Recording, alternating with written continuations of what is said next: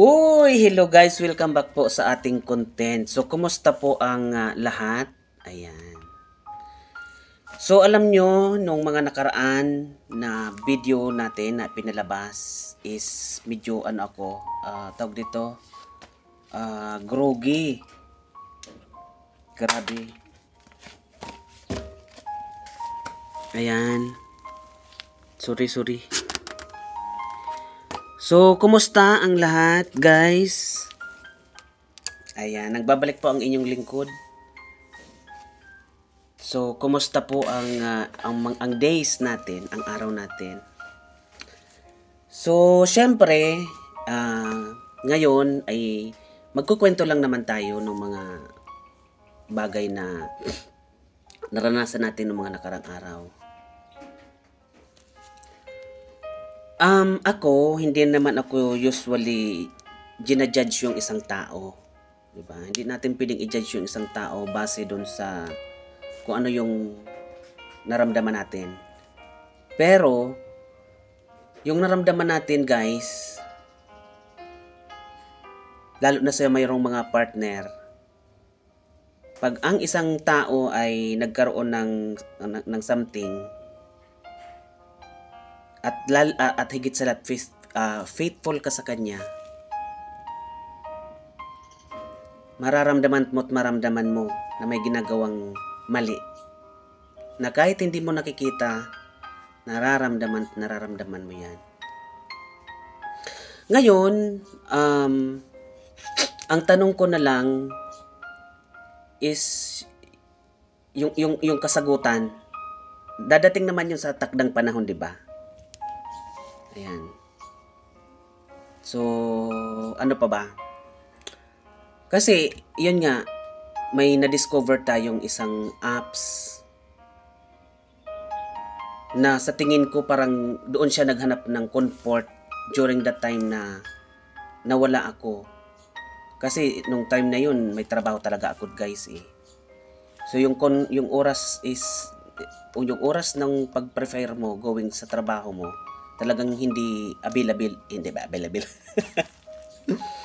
Hindi available. Kasi, ano yun eh, gigising ka ng mga 5. O 4 or 5 ganyan gigising ka. Kasi, papasok ko na sa trabaho. Kasi nasa Makati dati ko nagtatrabaho guys eh. So ngayon, nawalan ako ng time, nawalan ako ng oras. Tapos, yung time na yon, syempre, normal lang naman.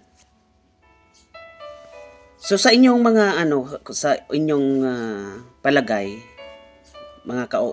lalo na sa mga mayroong partner na OFW, ayan, napaka-importante ang consistent na time doon sa partner ninyo. Oras, tawag dito, yung communication, napaka-importante. Kasi pag naputol yung communication yung dalawa, although, syempre, nagchat-chat naman kayo, pero syempre yung consistent ba, pag nawala yon, may possibility kasing mabaling yung attention ng isa doon sa iba. Parang naghahanap lang naman ng comfort, ng time na na hindi ka available during that time. So, parang ayun ang naging observe ko. So, sa isang apps kasing yun, nandun na kasi lahat eh, yung Imo. Ayan, guys, kung hindi kayo familiar sa Imo, ayan, download nyo po 'yan. Mag-explore po kayo doon. Andun na po lahat. Ayan. Yung mga kababalaghan, mga kapalpakan, lahat nandun. So, siguro nakadepende naman siguro 'yan kung how it use. Paano mo gagamitin yung isang bagay na 'yon. Tapos, mayroon akong actually that is for documentation. Hindi ko na ma-retrieve yung nakausap ko eh. Kasi parang na-delete na siya, hindi ko na makuha eh. So, mayroon akong isang kausap na lalaki na sabi ko, mayroon akong hinahanap dito. Baka dito tumatambay, dito nagkikipag-usap. Oh, 'di ba? Parang ganon. So, yun, habang nagkukwento ko sa kanya, At that time na binanggit ko yung pangalan ng partner ko, ayun, biglang naputol, biglang nawala siya. So sabi ko, sino kaya yun? Ngayon, yung picture niya, na-save ko, and then naghanap ako sa Facebook, which is nagtutugma din. So parang nagko-question mark sa akin, sino kaya siya? So yung question mark na yon, sino siya? Matagal na ba niyang friends yun? O kababata pa niya? Or nanliligaw sa kanya dati pa na dati pa, way back, something like that. So yun yung mga tanong na nagsamagi sa isipan ko. Pero syempre, yun nga yung sinabi ko, hindi natin pwedeng i-judge yung isang tao o isang na wala pa tayong prueba, di ba? Pero lalabas at lalabas 'yan. Kasi yung ganitong senaryo kasi na nangyari sa akin is nangyari na sa akin before. 'Di ba? Nangyari na sa akin dati. Kasi meron akong relasyon dati na nag-ibang bansa din siya. Na alam mo 'yon, guys. Ganito kasi 'yun eh. Pag ikaw ay faithful doon sa partner mo, never kang gumawa ng kalukuhan o kababalaghan. Ngayon, pag faithful ka sa partner mo at mayroong ginawang kalukuhan, mararamdaman mo 'yan. Mararamdaman mo 'yan, guys. Ngayon, naramdaman ko nga yung ganung sabi ko dun sa ex ko dati na may ginawa kang kalukuhan dyan na hindi ko nakikita pero nararamdaman ko. Dadating yung pagkakataon at panahon na aamin ka sa akin. Ayun. To cut long story short, bumalik siya ng Pinas, nagkita kami uli. So, alam mo yun, yung pag once na tiniwalaan ka ng isang tao, napaka-importante kasi yung tiwala, guys, sobra. Yung tiwala kasi na binigay ng isang tao sa'yo is napaka-importante yan. Wag mo yung aanuhin, wag mong aabusuhin, wag mong aanuhin. Kasi, pag nawala yung tiwala niyan, ang hirap maibalik, ang hirap.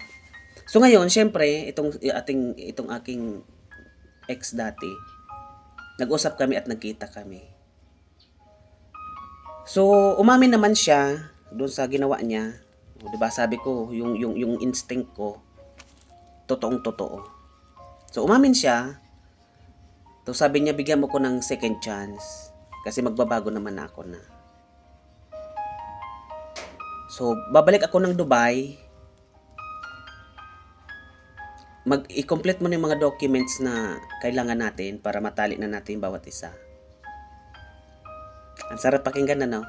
Pero, syempre, ako, kinumit ko naman sa sarili ko. Sabi ko, kung tayo yan. Diba? In God's will, tayo yan. Pero, nangingibabaw kasi maganda nga yung tatali ka na. Pero, yung assurance mong ginawa sa'yo, parang uulitin ulit. Nakakatakot, di ba? Nakakatakot yung ganon. So, yung trumang ganon, nakakatakot yung ganyan, guys. Sobra. Di ko lang alam, guys, sa mga makapapanood nito, sana mag-comment kayo. Sa mga nakaranas din ng ganitong sitwasyon. So, sana mag-express din kayo ng feelings dyan na mag-comment kayo kung ano yung inyong saloobin. So, yun yung ating ito yung continuation ng ating mga ito yung continuation ng ating vlog nung nakaraan. So, ayan. Tapos, syempre, itong ex ko is nagsabi siya na kung po pwede is aalis nga siya tas matali na para ma-secure na bawat isa, 'di ba? Kasi pag natali mo na yung isang tao, kahit anong gawin ng hindi mo makukuha yan kasi yan nakalisensya na kumbaga. Ngayon, may sinabi siya sa akin na sabi niya, Kung yan ang yung sabi mo, iaano na natin, magpapapa-convert ako as Muslim kasi gusto kita, pero hindi man mangyayari yung kagustuhan ko kasi nasa sayo naman yan kung ano yung magiging ano niyan, magiging outcome. So, to cut long story short, nagpa-convert nga siya. So, converted na siya. Kapangasawa na siya ng Muslim. So, Muslim na siya and at the same time, isa na rin siyang licensed professional teacher at nagtuturo na rin siya dyan sa Quezon City. So, sa mga nakakilala sa akin at nakapanood, kilala nyo siya. So, I do not mention there. Dito po. So, yan po. And then, guys, ang mapapayo ko lang po sa mga katulad nating partner na may OFW, LDR, diba? Nasa LDR tayo eh. So, napaka-importante yung consistent communication natin sa ating mga partner. And then, syempre, wag din tayong maging kampante sa mga social media. So, dapat alam din natin kung saan din tayo pwedeng mag-explore. Okay, napaka-importante yung exploration.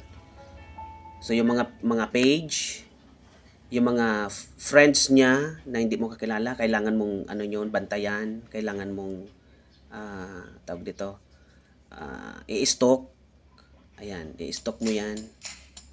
Tapos, ano pa ba? Pag na-stalk mo yan, siyempre minsan may may makikita kang something din doon eh. Kaya, yun ang magiging mapapayo ko sa Actually, that is based on my experience, guys, Binibigay ko na sa inyo ng ideya kung yan. Tapos, isa pa, napaka-importante din yung marunong tayo sa mga apps. Ayan. Yung Imo, yung Snapchat. Ayan. Alam dapat ninyo yan lahat, guys. Isa pa, Viber. Ayan. Alam nyo dapat yan. Isa pa, Telegram. Ayan, Telegram, dapat mayroon kayo niyan. Mayroon kayong naka-download niya dyan para ma-monitor nyo yung inyong partner na kung nakapag-download ng ganun. Tapos isa pa, yung WhatsApp. Ang dami, di ba? So ngayon, syempre, minsan nag-i-explore din yung mga natin. Minsan mapapatanong ka kasi minsan bakit ka magda-download ng mga ganong bagay? Anong business mayroon ka doon, di ba? So, yun lang naman at magkukwentuhan ulit tayo sa mga susunod na araw. So, napaka-importante, guys, yung consistent communication sa ating partner. Ayan. So, at isa pa, napaka-importante yung natutunan ko is yung pagkapit mo sa taas. Ayan. Dahil wala tayong ibang kakapitan sa mga problemang dumadating, sa ulan na dumadating, sa unos na dumadating, siya lang ang bukod tang makakapagpawi ng lahat ng bagay. Walang iba. Yan. Pag ang faithful mo sa kanya sa taas ay sobra, bibigyan kanya ng solusyon. Hindi ka man niya agad-agad pero i-comfort kanya. Diba? I-comfort kanya na maging okay lahat. Ayan. So, yun lang po ang aking kwento. So, sana kung isa kang OFW na LDR din na may partner dito sa Pilipinas at mayroong nasa iba yung dagat kung saan man kayo dyan, ayan, napaka-importante. Pero kung ang tao is, tawag natin dyan, is nasa dugo yung ganung bagay, yun lang. So, wala akong wala akong pinapatamaan sa mga ko. That is based on my experience and reality na nangyayari. So, gabay lamang sa aking video na ito. Wala akong sino mang tao na gustong sirain yung reputasyon niya, yung kanyang yung respeto ko nandun pa rin po 100%. Napaka-importante yan, guys. So, maraming salamat po sa inyong lahat. Ayan, so meron din po akong mga social media platform. Ayan, Jumelo Fernandez Coral po sa FB. Ayan, so nandun po tayo nag-upload ng mga videos natin na ginagawa natin. And then, real life, and at the same time, nagbibenta din po tayo ng bahay. Kung gusto niyo po, mag-PM lang kayo sa akin. Or i-background check nyo yung aking profile. Jumelo Fernandez Coral po. Ayan. So, maraming pong salamat sa inyong lahat. Hanggang dito lang po ang aking kwento. So, sana mayroon kayong napulot na aral dyan or mayroon kayong ideya na kakailangan ninyo, lalo na sa LDR OFW. Maraming salamat po sa inyong lahat. Bye-bye!